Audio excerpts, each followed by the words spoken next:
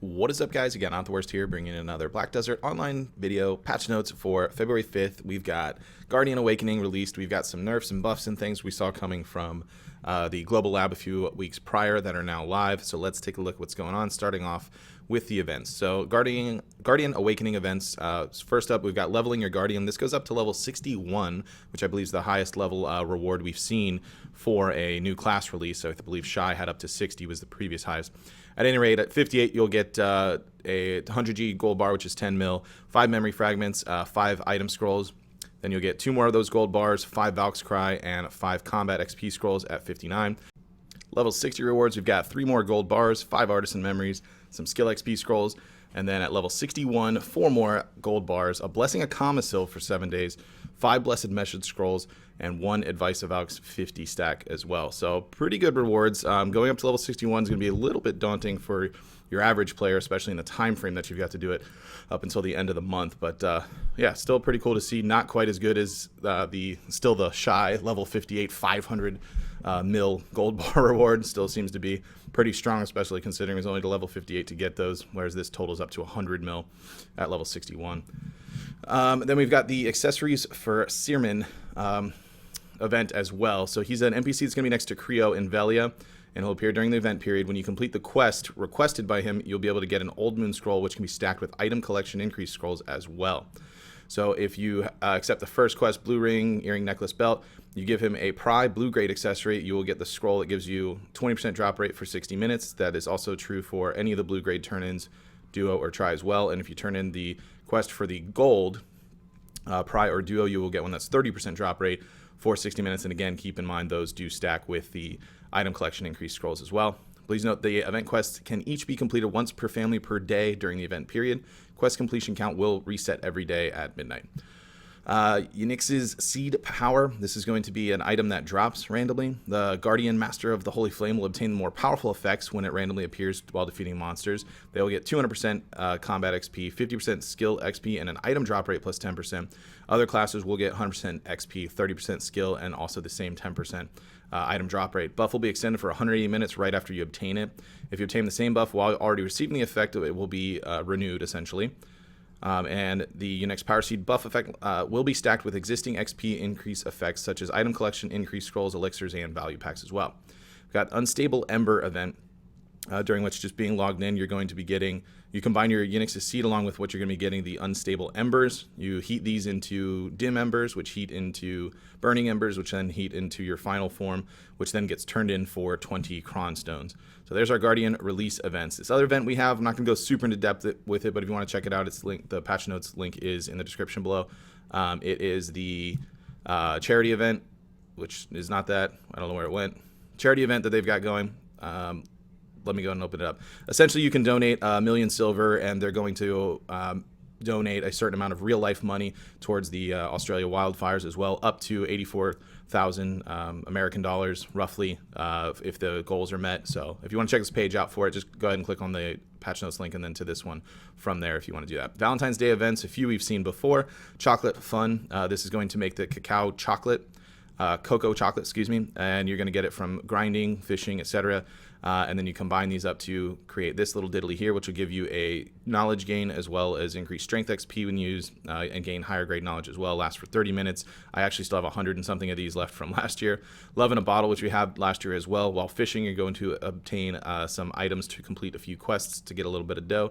You can also see they do just outright sell as well for the little red item. Here's your event quest item here. Again, we've seen this, I think, 2 years in a row now. And this one as well, Letter to a Fellow Adventurer. You're going to be given out a certain amount of letters per day that you can then send to someone using their character name, not family name. And they're going to be able to retrieve one and get a little box. And they can also send you one back with a sweet reply and get yourself a sweet chest along with some chocolate as well. Again, nothing new. We've seen these events the past couple years. So moving on beyond that, Cliff's weapons are now permanent addition for returning and new adventurers as well. Ended events, the previous launch events, Toshi's Request, Succession for DK is ended. Black Spirit Adventure, the upgraded one, is now ended, so hopefully we'll see some accessory price increases, and the Combat XP Mysterious Night is now also gone. We've now got all existing gear currently equipped by or in the inventory of your trial characters will be deleted. Please note the gear sold from that vendor Haas will be simplified. The deletion includes gear for characters already deleted and characters pending deletion. Change the minimum level at which you can reset all skills from 55 to 56. This means you don't have to use a skill guide in order to reset your skills until you are at level 57, which is pretty nice because now you can kind of check out Succession into Awakening on a level 56 character right when you hit it. Increase the maximum XP you can obtain within the Olvia server. It has been upped from just before hitting 59 to just before hitting 61 as well. Class changes, unified the staggering action that all classes do when emergency escape ends. If you weren't aware, some classes just straight up had a longer animation when using their V than other classes did, so I don't know whether this means all classes were made to be as long as the longer classes or the longer classes were made to be shorter. I haven't tried it out myself, but we'll see. Dark Knight was one of the ones with a longer V animation, along with several others as well. We have some buffs and nerfs across a few classes here that we'll take a look at. These were on the Global Lab, and I did cover them in a previous video when they launched on the Global Lab a few weeks back, but we'll kind of take a look at a few of the skills that are changing here. Ranger, we've got down attack effect removed from Ultimate Blasting Gust. Change the following skills number of hits on Blasting Gust and Descending Current from 754 times 5 max 6 hits to 754 times 3 at a max 6 hits. And the Descending Current goes from damage times 5 max 4 hits to damage times 4 at a max of 4 hits. Cooldown for Charging Wind 1, 2, and 3 were changed 7, 6, and 5 seconds respectively. Super Armor is no longer applied when charging the Charging Wind's cooldown, and PvP damage reduction will now be applied to Charging Wind 1, 2, and 3's cumulative damage. For Sork, we have given the PvP damage of when instantly activating Abyssal Flame in certain situations was changed from cumulative damage to normal damage. The relevant damage decreased by 35% compared to before.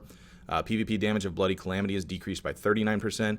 PvP damage of Dark Flame decreased by 28%. And accordingly, the PvP damage of the Ultimate Dark Flame is also decreased.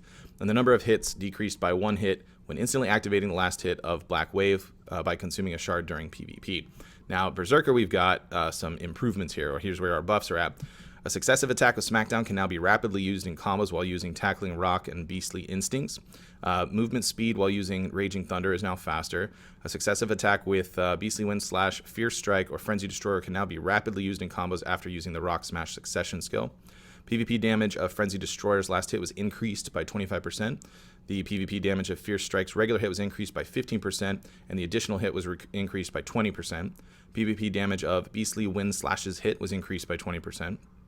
Number of hits described when using Lava Piercer 1 and 2 now equals the actual number of hits. Got some text fixes across the board there.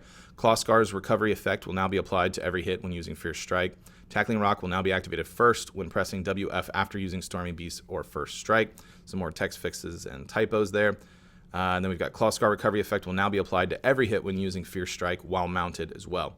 Had a little developer's note on it as far as Berserker in general. In order to improve the way in which Berserker's attacks couldn't be connected smoothly in combos, we changed the connecting actions to look more natural. The PvP damage of certain skills was also changed and will continue with our balance adjustments. Any opinion on these issues is greatly appreciated as well.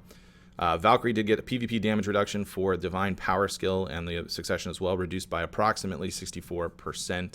And then we had a couple issue fixes there with Witch as well and Wizard. You can also use Teleport skill in Succession after using the Hellfire skill on Wizard. Musa, we got the MP reduction effect that used to affect the target when using Blooming will now be activated only on good first hit rather than on good extra hit, and the PvP damage of Blooming was reduced by 23%. Ninja and Kuno got default face changes on the Kuno and Ninja's 4th face. If you were using one previously, they did give out an appearance change coupon since they decided to change that. This is now the default face for them, so there's that. And then as far as Ninja goes, cooldown for Shuriken Malice 4 and Evasive Shuriken Malice skill was increased by 1 second for the prime ones. Accuracy rate adjustment effect for Bladespin 1, 2, and 3 was changed to the following. Before had 20, 25%, and 30% applied per level. It's now 5% applied for all levels. Air attack damage removed from Black Moonlight and Beheading the Dead, and the accuracy rate adjustment effect was also removed for these skills. Accuracy rate adjustment effect was removed for Shuriken Flight and Fatal Blow. And upon succession, the Shadow Clone skill will activate first instead of the Smokescreen skill when pressing the spacebar after using the Shadow Stomp skill. Kuno, same face change thing was noted there as well. DK had an issue fixed where MP was being consumed while using Unveiled Dagger during cooldown. Little hair fix, whatever, Archer, typos, yada yada. And then, of course, we have the new The Awakening skills obviously released for Guardian, and they did have some fixes to, mostly text fixes and things that were happening with some of her skills that weren't actually in the text boxes. Those were fixed as well. Item changes. You can now use the item branding spellstone on tool items, which can be repaired, such as the Manus Lumbering Axe. Added information of Force Path Wagon Wheel, the wagon cover, flag, and wagon badge on Krigdala's Origin Stone on the crafting notes. Increase the chances of obtaining the Brilliant Fairy from the Sealed Fairy Wings by 2 times, and reduce the required XP per level for the Brilliant Fairy by 15%. Therefore, if you have a Brilliant Fairy that's already maxed out, exceeding 100%, you may now see the XP exceeding 100%. If it indicates more than 100%, you can go up to the next level by using the Grow Fairy through the use of Honeywine or Green Grade equipment. The amount of durability recovered for Artisan's Memory will be properly displayed on the item descriptions for Forest Eye, Earring, Red Sand Crystal, and Rockheart Belt. Hopefully you aren't using Artisan Memories on those items. Description for Lauren Bikini was added to the description of the bikini box, and fixed an issue where the Trace of Festival would cancel an emergency escape. We have a new item added that is Thea's Orb, which will allow you to change a fairy's skills. You can change the skills learned in the fairy information window by using the orb, and the number of orbs needed depends on the number of skills that the fairy has. It's currently available as a pearl item sold in the pearl shop. It's 250 pearls each, which means 1,000 pearls if you have all 4 skills unlocked at the time. And we'll take a look at the pearl shop in just a little bit. Monster changes increase the damage received when mounts enter Akila's Eye during guild subjugation against Khan by 670%. The Black Crystal Cannon from defeating Black Crystal Seaweed summoned by Khan can now only be obtained by the player who inflicted the most damage. Decrease the chance to receive Rumbling Earth Shard from Mansion Forest and Rhonaros by 50%. Monsters in Stars End do not drop the Adamantine Magic Crystal anymore, which is nice because those were just annoying to get. And more monsters were added to the outskirts of the Blood Wolf settlement. They've continued to kind of change the Blood Wolf settlement quite a bit over the last 6 months or so, which is kind of interesting to see. You now get a Recover 200 energy reward from Savage Rift quest. Face the Endless Army. So I guess maybe one person will start doing Savage Rift. Still not really sure. Then we had some item fixes and updates from there, as usual, issue fixes, a couple of resolved issues and whatnot, the usual from there. So let's take a look at the Pearl Shop and see what we've got for this week. First up, we've got the Guardian Awakening bundle, has the new Awakening outfit, which I think looks pretty dope personally. This also comes with a value pack and a 15-day Blessing of Kamasilv, as well as a 7-day Book of Old Moon, 5 Elion's Blessing, and 10 item drop scrolls. We have the Guardian Outfit Pack, which includes the Awakening and the Pre-Awakening outfits that were just released, with a 7-day Book of Old Moon and 5 item drop scrolls as well. The Great Fairies Adventure has a Fairies Queen's Might, 25 Dark Honey Wine, 10 of the Thea's Orb, and a bonus of 10 more Leia's Petal. The Thea's Orb is now purchasable just flat out, like I said, 250 pearls. 20% off other fairy items, not the Thea's Orb. We've got the Master Trainer Hate pet, which actually looks pretty cool, this little guy here. You get a tier 1, 2 of them with this bundle, as well as 5 mount skill change coupons and a premium horse change coupon, an unbridled celerity draft, an extra amount XP scroll, and 10% discount.